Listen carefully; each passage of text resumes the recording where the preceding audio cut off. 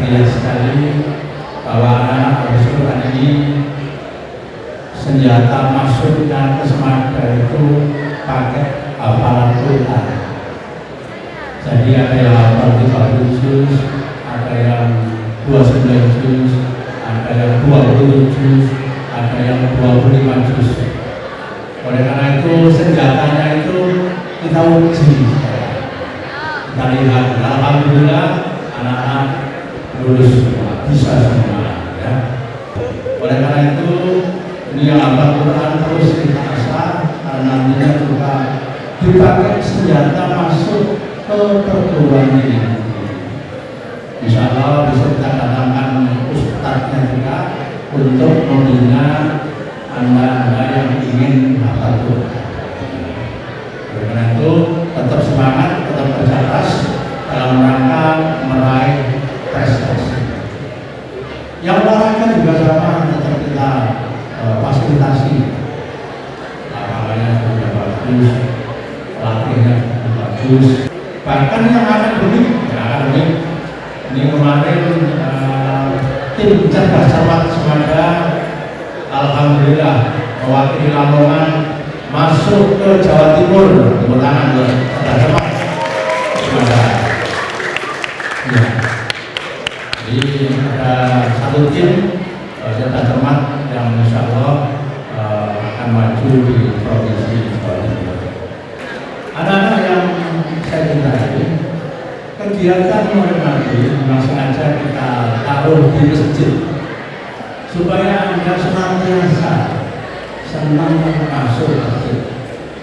Oleh karena itu sekalian, ini ada hubungan yang sangat erat antara rumah, masjid dan sekolah. Rumah, masjid dan sekolah. Rumah adalah untuk pembinaan, untuk fisiknya. Setelah itu anda di sekolah untuk membentuk anda semua mempunyai intelektualitas yang baik, intelektualitas yang tinggi. Karena ini tempatnya latihan membaca, menulis, latihan berhitung, semua dilatihkan semua. Sehingga antara fisik, intelektual harus berimbang. Yang ketiga di masjid, tetap harus ada masjid. Karena ini untuk membina rohani anda. Ini tempatnya sholat berjamaah, tempatnya membaca Al-Quran, tempatnya untuk menghafal Quran. Oleh karena itu anak-anak yang baik-baik semua kita bawa ke tempat yang terbaik, dibina guru-guru yang terbaik. Semoga nanti bisa menjadi orang-orang yang terbaik dan bisa menjadi generasi emas di tahun 2045. Allahumma. Oleh karena itu harus nyambung antara rumah, masjid dan sekolah. Fokus kegiatan mulai, fokus berada di masjid untuk menerima materi dari Pak Yai Muhammad Birul Alim LC. Kita sekalian jadi saya harapkan semuanya bisa mengikuti kegiatan ini dengan baik. Jadi tidak ada yang berangkat langsung kumpul di masjid. Mari kita dengarkan bersama kajian di masjid. Terima kasih. Kurang lebihnya mohon maaf. Assalamualaikum warahmatullahi wabarakatuh. Assalamualaikum warahmatullahi wabarakatuh.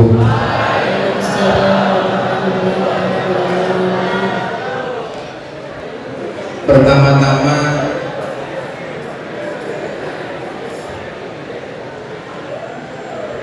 marilah kita panjatkan puji syukur kehadirat Allah Subhanahu wa Ta'ala, karena pada pagi hari ini bertepatan dengan hari Jumat,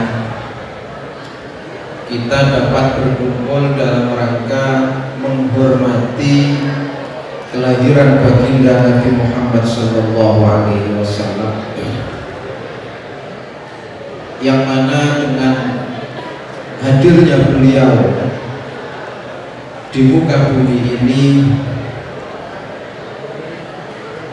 kita akan mendapatkan kebahagiaan di dunia dan akhirat dengan mengikuti dan meneladani kehidupan serta contoh-contoh dan akhlak mulia dari baginda Nabi besar Muhammad Sallallahu Alaihi Wasallam.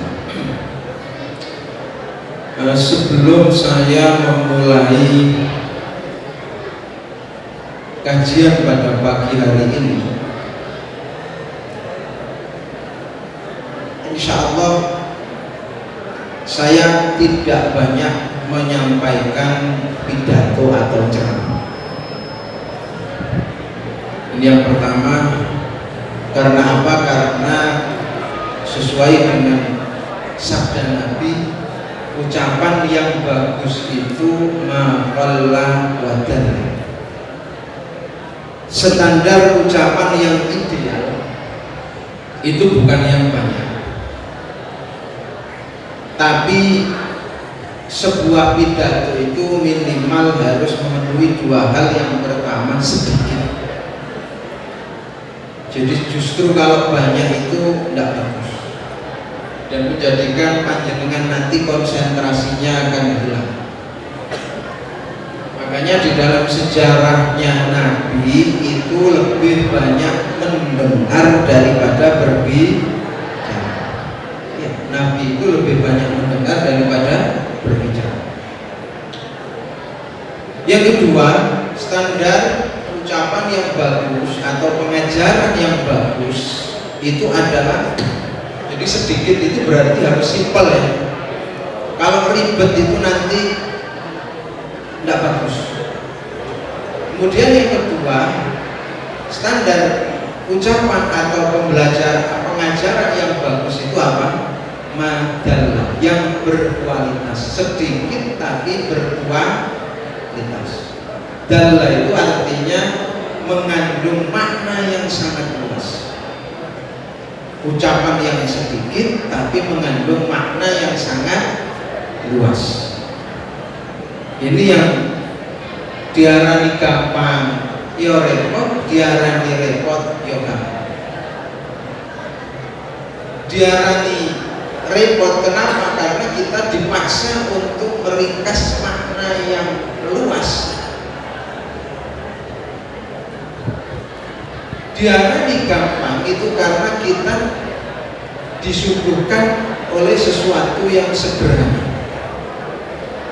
Makanya ngomong sakitik dan bermakna luas itu gampang-gampang, repot-repot gampang. Itu yang pertama.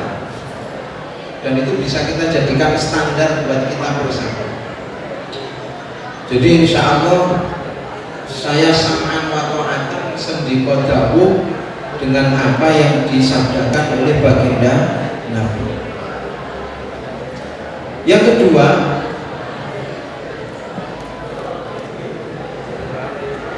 mari bersama-sama sebelum kajian ini saya sampaikan, mari kita bersama-sama merenungi bahwa jiwa itu juga membutuhkan nutrisi. Jiwa itu juga butuh apa? Nutrisi.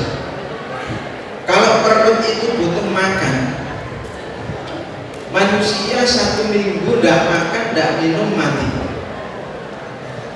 Begitu juga jiwa itu kalau tidak kemasukan tetesan-tetesan nutrisi, maka jiwa itu akan menjadi mati dan kering. Kalau tubuh atau fisik itu punya kekuatan tidak minum selama 3 sampai 7 hari, kira-kira jiwa dan hati kita pun juga tidak jauh berbeda. Artinya kalau orang itu 3 hari 7 hari tidak mendapatkan tetesan nutrisi jiwa dan hati, maka hati dan jiwanya akan menjadi kering. Oleh sebab itu kajian ini saya berharap bisa menjadi nutrisi bagi jiwa dan hati kita bersama. Amin Allahumma. Bapak Ibu dan adik-adik yang sangat kami muliakan, saya memulainya pertama-tama dari kajian bahwa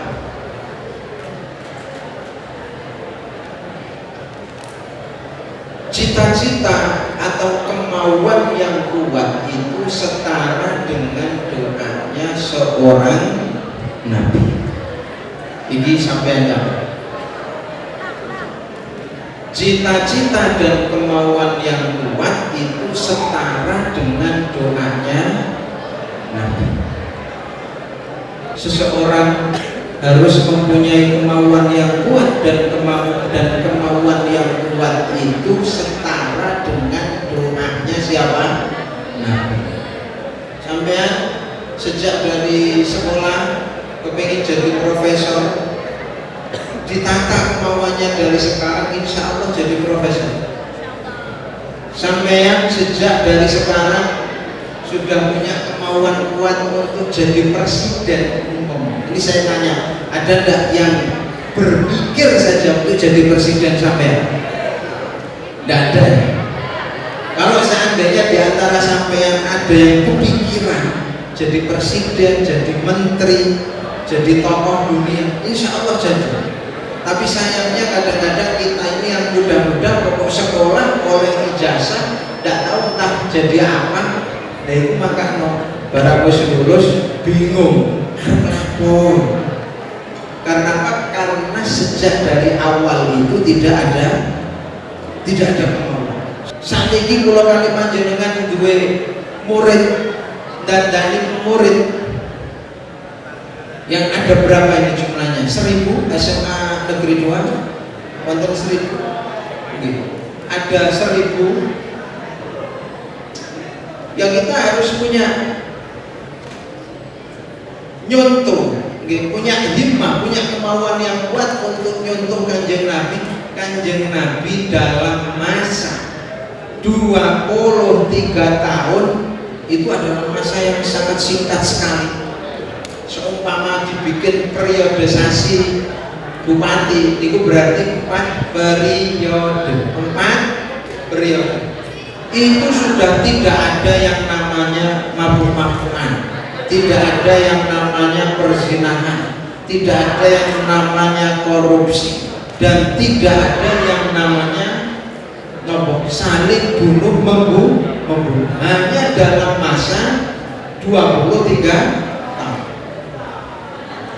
Maka Nabi itu mempunyai kemampuan untuk mendandani perilaku orang, dan itu hanya dimiliki oleh Kanjeng Nabi.